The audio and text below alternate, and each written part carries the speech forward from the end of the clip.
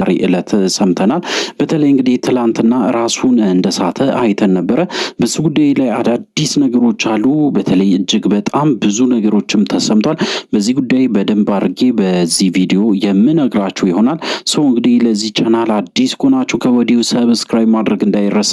አዲስ ካልሆናችሁ እንደተለመደው ቪዲዮችን ላይክ አድርጉ፣ ሀሳብ አስተያየታችሁን ኮሜንት ስር አስቀምጡልን። ወደ ጉዳያችን በትላንትናው ዕለት እንግዲህ እጅግ በጣም በሚያሳዝን ሁኔታ ማለት ይቻላል። ምክንያቱ ደግሞ እጅግ በጣም በተደጋጋሚ እንግዲህ በጣም ብዙ ሰዎችም ይህንን ቃል ሲናገሩ ነበረ። በተለይ እንግዲህ ነዳኒ በተለይ ቡዜም ጨምሮ በጣም ብዙ ሰዎች እንግዲህ በዚህ ጉዳይ ላይ አብርሃም በጣም ሲፈታተኑት ነበሩ ለቀናት። እንግዲህ እጅግ በጣም በብዛት ማለት ይቻላል ከምታስቡ በላይ ጤነኛ ሰው እንኳን ሊያሳብድ የሚችሉ አይነት ወርዶች ወይም ደግሞ ቃላቶችን ሲጠቀሙ ነበረ። እንግዲህ ቡዜ በተደጋጋሚ አብርሃም እንዳበደ አብርሃም ጤነኛ እንዳልሆነ ስትናገር ነበረ።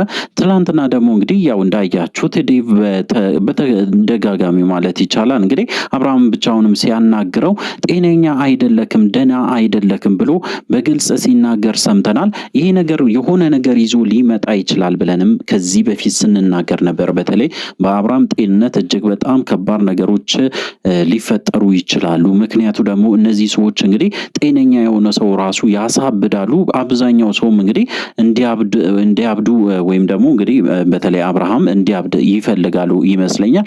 በዛ ደረጃ ነው እንግዲህ ሲንቀሳቀሱ የነበሩት። እንግዲህ በስተመጨረሻ አብርሃም እንዲወድቅ ምክንያት ሆነዋል ማለት ነው። እንግዲህ በጣም በሚያሳዝን ሁኔታ አብርሃም አወዳደቁ ከባድ ነበረ። ነገር ግን አጠገቡ የነበረው ኤፍሬም እንደምንም ይዞታል።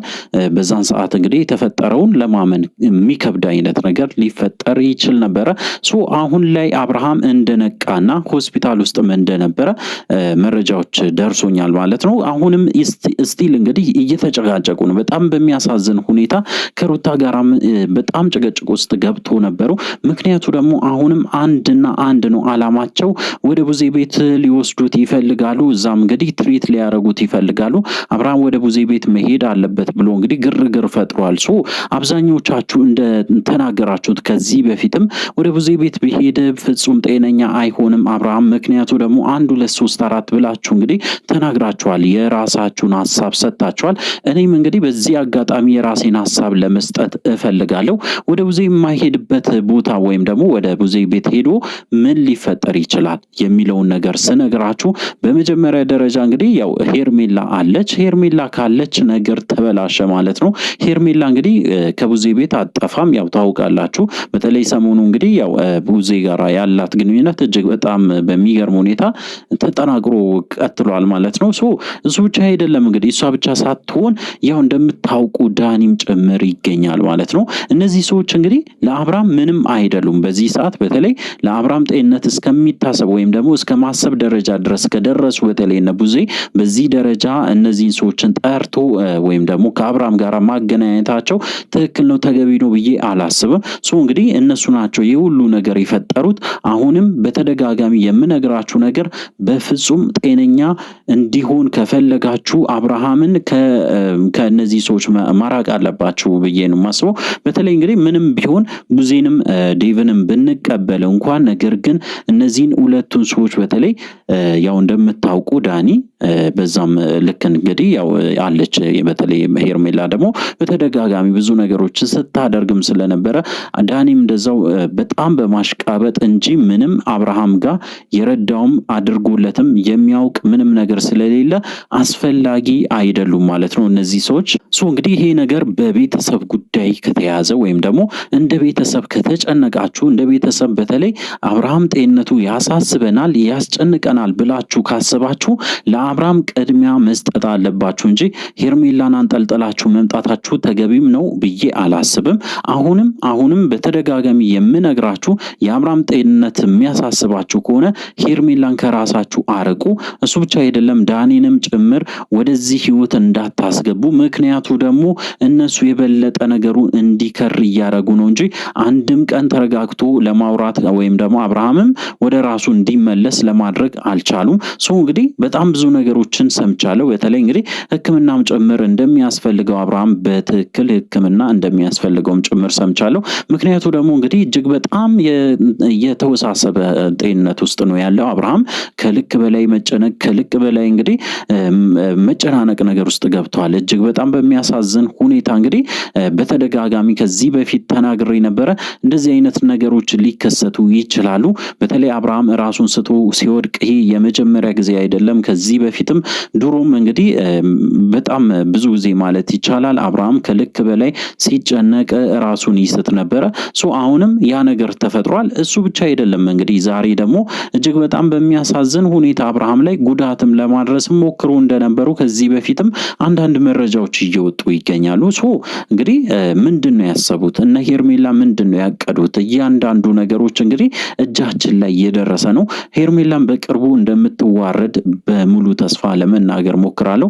ምክንያቱ ደግሞ እንግዲህ በጣም ብዙ ደስ የማይሉ ነገሮች እየሸተቱን ይገኛሉ። እንግዲህ ይሄ ነገር ወደ ሄርሜላ ሊሄድ ይችላል። እሱ ብቻ አይደለም፣ በዚህ ጉዳይ ላይ ሊያፍሩ ይችላሉ።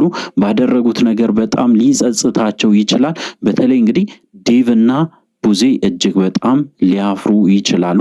ምክንያቱም እያደረጉ ያሉት ነገር በተለይ በዚህ ሰዓት ትክክል አይደለም። ኢቨን እንግዲህ ስቲል አብርሃም ወደ ጤናው እንኳን ትንሽ እንኳን ሲመለስ አሁንም ጭምር ከሩታ ጋራ ጭቅጭቅ ውስጥ እንደገቡና እጅግ በጣም በሚያሳዝን ሁኔታ ንግግር ውስጥ እንደገቡ በዛሬ ዕለት ሰምቻለሁ። እንግዲህ ያው ወደ ቡዜ ቤት ለመውሰድ አብርሃምን በጣም ጥረት እያደረጉ ነው። ይወስዱታል ወይስ አይወስዱትም? እጅግ በጣም በሚገርም ሁኔታ እንግዲህ እስካሁን ድረስ የሰማሁት መረጃ በዚህ ጉዳይ ላይ 50-50 ነው። ምክንያቱም ወደ ቡዜ ቤትም ሊወስዱበት የሚችሉበት ፕሮባቢሊቲ በጣም እየበዛ ነው። ምክንያቱም ቡዜ በጣም ከልክ በላይ እየተጫነች ትገኛለች ሩታን። እንግዲህ ሩታን በተጫነች ቁጥር ደግሞ ሩታም ትንሽ እንግዲህ ለማረጋጋት ነገሮቹ በተለይ ወደ ሌላ ነገር እንዳይገቡ አብርሃምን ጤንነቷ ስላሳሰባት እንግዲህ ያንን ውሳኔ ልትወስን ትችላለች። ነገር ግን በዚህ ሰዓት በጣም አሳሳቢ የሆነ የአብርሃም ጤንነት ስለሆነ ወደዛም ወደዚህም ይሁን ብቻ ይሄ ልጅ ታክሞ መዳን አለበት። አሁን ባለበት ሁኔታ በነሱ የተነሳ አብዷል። ኦልሞስት አብዷል ማለት ይቻላል። ምክንያቱ ደግሞ እንግዲህ በተደጋጋሚ አብርሃም እንዲያብድ ብዙ ጥረቶችን ሲያደርጉ ነበረ። ፋይናሊ ያሰቡት ነገር እንደተሳካላቸው ነው እንግዲህ ትላንትና ለማየት የቻልነው። እጅግ በጣም ያሳዝናል። እንግዲህ በዚህ ጉዳይ ላይ በጣም ብዙዎቻችሁ ነጋሽዬን ስጠይቁ ነበረ። ጋሽዬ ምን ነው ዝም አሉ? በዚህ ደረጃ ልጃቸው እንደዚህ የሆነ አትሊስት እንኳን መጥቶ ለማረጋጋት ለምን አይሞክሩም ብላችሁ በተደጋጋሚ ስጠይቁ ነበረ። በዚህ ጉዳይ ላይ ከዚህ በፊትም ተናግሬ ነበረ። ስለ ጋሽዬ አንድ ሁለት ነገሮችን ብዬ ነበረ። ጋሽዬ በዚህ ሰዓት መምጣት የማይችሉበት ምክንያቶች አላቸው። በተለይ እንግዲህ ከዚህ በፊት የምታስታውሱ ከሆነ አብርሃም በጋሽዬ ጉዳይ ጋሽዬ መጥቶ እዚህ መጨነቅ እንደሌለባቸው በተለይ እንግዲህ ልጃቸው እዚህ ችግር ውስጥ እንዳለ ወይም ደግሞ እንደዚህ አይነት መወሳሰብ ነገር ውስጥ እንዳለ እንዲያውቁም በተለይ እንደማይፈልግም ጭምር ሲናገር እንደነበር አብርሃም ለመስማትም ለመረዳትም ችለናል። እንግዲህ የጋሽዬን ጉዳይ በግልጽ ስነግራችሁ በዚህ ሰዓት የሚመጡበት ምክንያት የላቸው። ነገር ግን የምጠራጠረው አንድ ነገር አለ። ሩታ ደግሞ በተለይ ባለፈው እንዳያችሁት ከሆነ ወደ ክፍለ ሀገር ልንሄድ ነው ልንዝናና ነው ስትል ነበረ። እንግዲህ ሜቢ ሊሆን የሚችለው ወደ ጋሽዬ ሊሄዱ ይችላሉ ወይም ደግሞ ወደ ቤተሰብ ሊሄዱ ይችላሉ። ያንንም አቅዶ ሊሆኑ ስለሚችሉ ከወዲሁ እንግዲህ ያንን ሀሳባቸው እንዲሳካላቸው እኛም በቻልነው መጠን እንሞክራለን። እሱ ብቻ አይደለም እንግዲህ በጣም አስቸጋሪ የሆነ አንድ ሰው አለ። ከምታስቡ በላይ እንግዲህ ኤፍሬምንም ሊደበድበው ፈልጎ ነበረ። ሌሎችንም ሰዎችን በጣም ሲናገር ነበረ። እንግዲህ ማን ነው ብላችሁ ከጠየቃችሁኝ ዳኒ ነው። በተደጋጋሚ